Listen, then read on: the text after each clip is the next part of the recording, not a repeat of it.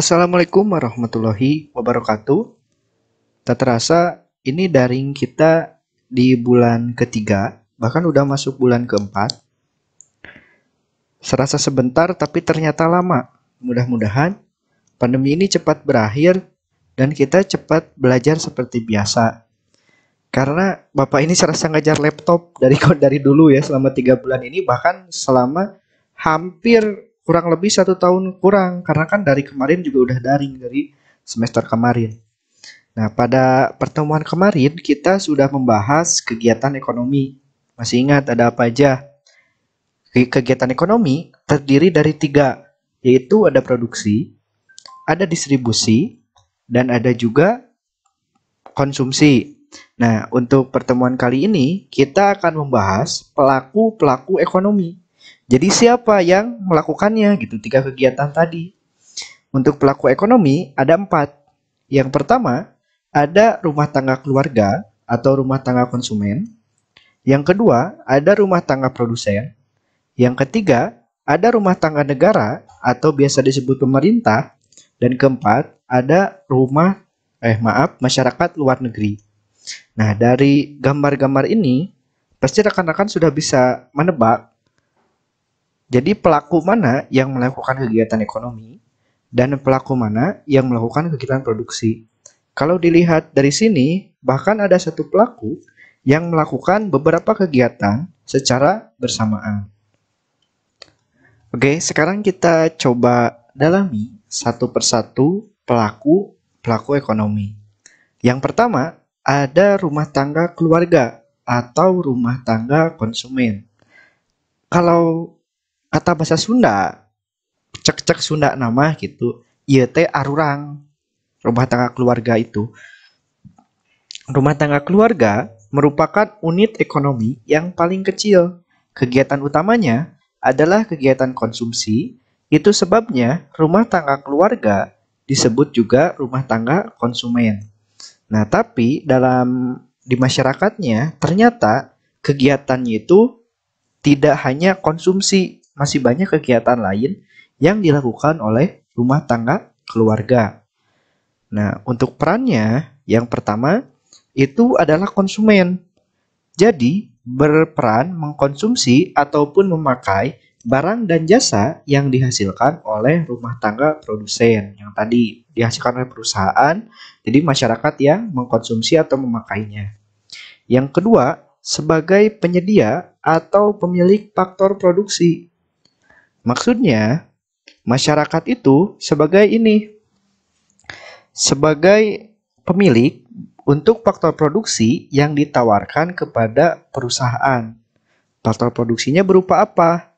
Faktor produksi yang dimiliki masyarakat ada tenaga kerja. Jadi kan istilah nama pekerjanya dari masyarakat. Yang kedua ada keahlian. Yang ketiga ada modal. Yang keempat ada tanah. Jadi ini adalah faktor tenaga kerja yang dimiliki masyarakat. Yang ketiga sebagai penerima imbalan. Ternyata masyarakat itu selain mengkonsumsi dari perusahaan, mereka juga mendapat imbalan dari perusahaan. Dari apa? Pertama, tenaga kerja. Kalau tenaga kerja, masyarakat mendapatkan upah kalau yang bekerja di perusahaan. Terus keahlian. Kalau keahlian itu mendapatkan laba. Keahlian contohnya apa? Misal perusahaan yang kecil aja lah butuh tambal ban gitu kan. Kan itu mendatangkan istilahnya ahli tukang tambal ban gitu kan, dan perusahaan membayar. Itu kan bukan tenaga kerja, tapi istilah nama keahlian yang disewa lah istilahnya. Yang ketiga ada modal. Kalau modal, masyarakat itu sebagai investor akan mendapatkan bunga. Selain bunga bisa berupa bagi hasil. Gitu. Selanjutnya yang keempat itu tanah. Kalau tanah ini tipenya parah, malah sawah. Harusnya itu sewa. Kalau tanah mendapatkan sewa. Jadi perusahaan menyewa tanah milik masyarakat dan pemasukan kepada masyarakat berupa sewa. Nah, yang keempat, berperan menaikkan atau menurunkan harga faktor-faktor produksi. Kenapa bisa berperan? Karena yang dimiliki masyarakat, pemiliknya. Misal tanah nih. Terserah masyarakat itu mau misalkan sewanya dinaikkan atau diturunkan gitu kan. termasuk tenaga kerja. Kalau tenaga kerja, ini agak ribet, bisa berupa demo, misalkan hari kerja kan hari buruh, bisa berupa perubahan undang-undang. Yang kelima, membantu kelancaran peredaran barang dan jasa. Yang keenam, dapat mempengaruhi kebijakan pemerintah dalam rangka perlindungan konsumen. Nah, ini ada gambar-gambarnya, kegiatan konsumsi, membeli dari misalkan tenaga kerja serta menerima upah. Rumah tangga produsen. Nah, rumah tangga produsen sering disebut perusahaan. Merupakan kesatuan yuridis dan ekonomis dari faktor-faktor produksi yang bertujuan mencari laba atau melayani kepada masyarakat atau menjadi pelayan bagi masyarakat.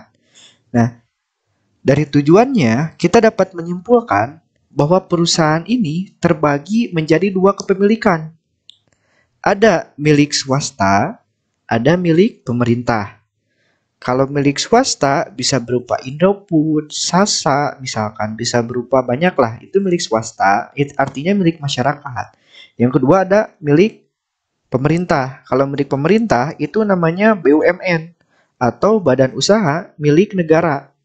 Contoh perusahaannya bisa berupa Pertamina, PLN, PT KAI. Nah, perbedaannya ada pada tujuan. Perbedaan utamanya, kalau BUMN milik pemerintah, itu tujuan pertamanya adalah melayani masyarakat. Jadi mereka istilahnya tidak mementingkan laba, yang penting masyarakat terlayani. Dilihat dari apa? Misalkan dari subsidi. Contoh harga BBM lah, misalkan kita merasakannya harga 7.000 sekarang. Itu bisa jadi merupakan subsidi yang harga aslinya 8.000, tapi disubsidi sama pemerintah jadi 7.000. Jadi tujuannya melayani kepentingan masyarakat. Berbeda dengan perusahaan milik swasta ataupun milik masyarakat. Nah, tujuan utamanya adalah mencari laba. Jadi pure mencari laba tujuannya. Baru istilahnya bisa berbentuk bantuan ke masyarakat ataupun memberikan fasilitas kepada masyarakat. Perbedaannya itu. Nah, untuk peran rumah tangga produsen, yang pertama adalah menghasilkan barang dan jasa yang diperlukan oleh rumah tangga konsumen. Ini contohnya ada perusahaan, pabriknya membuat sepatu. Tujuannya membuat sepatu untuk digunakan oleh rumah tangga konsumen ataupun masyarakat. Yang kedua, sebagai pemakai faktor produksi. Kalau rumah tangga konsumen sebagai pemilik, kalau rumah tangga produsen itu sebagai pemakai. Memakainya apa? Tenaga kerja. Misalkan keahlian, terus tanah misalkan. Nah, tujuannya untuk keberlangsungan proses produksi. Karena tidak mungkin rumah tangga produsen bekerja tanpa adanya campur tangan masyarakat di dalamnya. Yang ketiga, membayar harga barang faktor-faktor produksi. Yang keempat, sebagai pihak yang dapat meningkatkan produk domestik bruto. Nah, ada yang tahu apa itu produk domestik bruto? Agak asing didengar ya bagi istilahnya yang awam. PDB atau produk domestik bruto adalah jumlah dari produksi barang dan jasa yang dihasilkan suatu negara dalam periode waktu tertentu. Misalkan dalam 1 tahun gitu. Yang kelima, mempengaruhi kebijakan pemerintah dalam rangka menghasilkan produksi. Yang keenam, mengusahakan kelancaran pasokan barang dan jasa yang dibutuhkan konsumen. Yang ketujuh, melakukan kegiatan inovasi pada produksi barang. Kalau inovasi itu istilahnya perubahan untuk menjadi lebih baik. Yang ketiga adalah rumah tangga negara atau biasa disebut pemerintah. Rumah tangga negara bertindak sebagai pelaku ekonomi. Atas dasar itu, pemerintah mendirikan badan usaha milik negara atau biasa disingkat BUMN. Nah, perusahaan-perusahaan BUMN ini contohnya adalah Pertamina, PLN, terus PDAM, terus PT KAI, dan masih banyak lagi. Nah, untuk menunjang kegiatan ekonominya, pemerintah juga melakukan kegiatan konsumsi, yaitu memanfaatkan faktor-faktor produksi yang dimiliki oleh rumah tangga konsumsi, serta menggunakan produk-produk yang dibuat oleh rumah tangga perusahaan. Tujuannya untuk menyelenggarakan pemerintah dan meningkatkan kesejahteraan masyarakat. Peran rumah tangga negara diantaranya ke-1 adalah sebagai pengatur. Nah, ini merupakan kegiatan utamanya. Selain melakukan kegiatan produksi dan juga melakukan konsumsi. Nah, dalam kegiatan mengatur, pemerintah mengatur lalu lintas perekonomian dalam negara untuk menjaga stabilitas ekonomi dan mencegah terjadinya kekacauan, serta hal-hal yang dapat menimbulkan kerugian bagi rakyat banyak. Nah, dalam mengaturnya ini, pemerintah melakukan dengan cara pertama, membuat undang-undang. Yang kedua, melakukan pengawasan. Contoh, pengawasan kepada produsen, karena ditakutkan merugikan konsumen. Yang ketiga, melakukan kebijakan, seperti kebijakan fiskal dan moneter. Yang kedua, sebagai konsumen. Nah, kegiatan konsumsinya ini tujuannya untuk menjalankan roda pemerintahan. Nah, konsumsinya antara lain menggunakan tenaga kerja, menggunakan alat-alat kantor, terus memanfaatkan tenaga listrik, air, dan lain-lainnya. Yang ketiga, sebagai produsen ataupun perusahaan. Pemerintah kan menjalankan BUMN, Badan Usaha Milik Negara. Nah, BUMN ini adalah perusahaan-perusahaan yang vital bagi masyarakat. Nah, dalam BUMN ini, pemerintah memproduksi listrik, gas lewat Pertamina, misalkan air itu lewat PDAM. Jadi, hal-hal yang amat sangat vital bagi masyarakat. Yang keempat, itu pengadaan infrastruktur. Yang kelima, menyediakan barang-barang publik, di antaranya seperti taman, seperti jembatan. Pengertian dari barang publik adalah barang yang dimiliki oleh semua masyarakat. Jadi bukan kepemilikan hanya satu orang gitu. Dan manfaatnya bisa dirasakan oleh semua orang. Yang keenam, itu melakukan kegiatan bantuan dan subsidi bagi masyarakat. Yang keempat adalah masyarakat luar negeri. Dari katanya saja kita sudah paham ya, luar negeri. Masyarakat luar negeri juga merupakan pelaku ekonomi. Agak balelo ya. Hal ini dapat dilihat dari kegiatan ekspor dan impor. Nah, ada yang masih ingat apa itu ekspor impor? Ini sering diulang saat SMP kayaknya. Ekspor itu adalah kegiatan menjual kepada negara lain, kalau impor adalah kegiatan membeli dari negara lain.